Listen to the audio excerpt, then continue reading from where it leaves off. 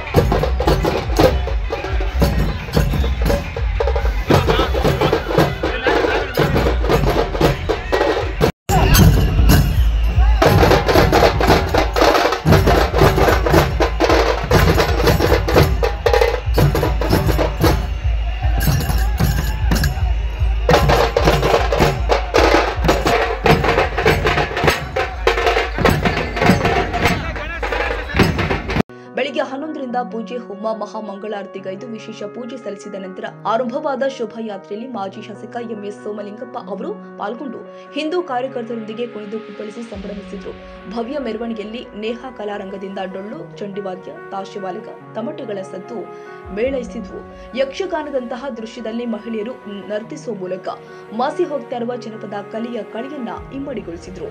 ರಾಮಾಯಣ, ಮಹಾಭಾರತ, ಮಹಾಕಾವ್ಯದಲ್ಲಿ ಬರುವ ಪಾತ್ರಗಳ ವೇಷಧಾರಿಗಳು ನೆರೆದಿದ್ದ ಜನರ ಬಳಿ ಹೋಗಿ ಮನರಂಜಿಸಿದ್ರು. ಹಲವಾರು ಯುವಕರು ತಮ್ಮ ಮೊಬೈಲ್ನಲ್ಲಿ ವೇಷಧಾರಿಗಳೊಂದಿಗೆ ಸೆಲ್ಫಿ ಕ್ಲಿಕ್ಕಿಸಿಕೊಂಡು ಸಂತಸಪಟ್ಟಿದ್ದಾರೆ.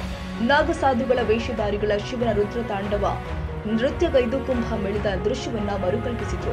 ಒಟ್ಟಾರೆ ಹೇಳುವುದಾದ್ರೆ ಇಂದಿನ ಆಧುನಿಕ ಯುಗದಲ್ಲಿ ರಾಜ ಮಹಾರಾಜರ ಕಾಲದಲ್ಲಿ ಗತಕಾಲದ ವೈಭವಗಳನ್ನ ಮರುಕಳಿಸಿ ಕಣ್ಮುಂದೆ ಕಟ್ಟುವಂತಿತ್ತು. ಪ್ರತಿ ವರ್ಷದಂತೆ ತಾಲೂಕಿನ ಹಲವಾರು ಗ್ರಾಮಗಳಿಂದ ಜನಸಾಗರವೇ ಹರಿದು ಬಂದಿತ್ತು. ಈ ಬಾರಿ ಹೆಚ್ಚಿನ ಜನಸಂಖ್ಯೆಯಲ್ಲಿ ಭಾಗವಹಿಸಿದ್ದು ಮೆರವಣಿಗೆಯುದ್ದಕ್ಕೂ ದೊಡ್ಡ ದೊಡ್ಡ ಧ್ವನಿ ವರ್ಗಗಳ ಹಾಡುಗಳಿಗೆ ಕುಣಿದು ಕುಪ್ಪಳಿಸಿತು. ಯುವಕರು ಕೇಸರಿ ಧ್ವಜಗಳನ್ನ ತಿರುಗಿಸಿ ಸಂಭ್ರಮಿಸಿದ್ರು.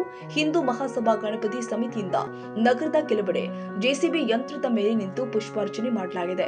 ಕಣ್ಣು ಹಾಯಿಸಿದೆಲ್ಲೆಡೆ ರಸ್ತೆಯ ಇಕ್ಕೆಲೆಗಳು, ಪಕ್ಕದಲ್ಲಿನ ಕಟ್ಟಡಗಳ ಮೇಲೆ ನಿಂತು ಮಹಿಳೆಯರು ಮತ್ತು ಮಕ್ಕಳು ಗಣೇಶೋತ್ಸವದ ಶೋಭಾಯಾತ್ರೆಯನ್ನ ವೀಕ್ಷಣೆ ಮಾಡಿದ್ರು.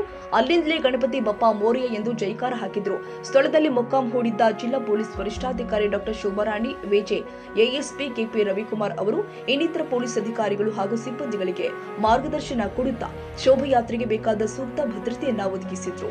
ಇನ್ನು ರಾತ್ರಿ 9 ಗಂಟೆ ತನಕ ಜರುಗಿದ ಮೆರವಣಿಗೆಯ ಬಳಿಕ ಶ್ರೀ ಶಂಭುಲಿಂಗೇಶ್ವರ ದೇವಸ್ಥಾನದ ಹತ್ತಿರದ ತುಂಗಾಭದ್ರಾ ನದಿಯಲ್ಲಿ ವಿವಿಧ ಧಾರ್ಮಿಕ ಕಾರ್ಯಗಳೊಂದಿಗೆ ವಿಸರ್ಜನೆ ಮಾಡಲಾಗಿದೆ. Honnurappa Siruguppa, TV 24 news.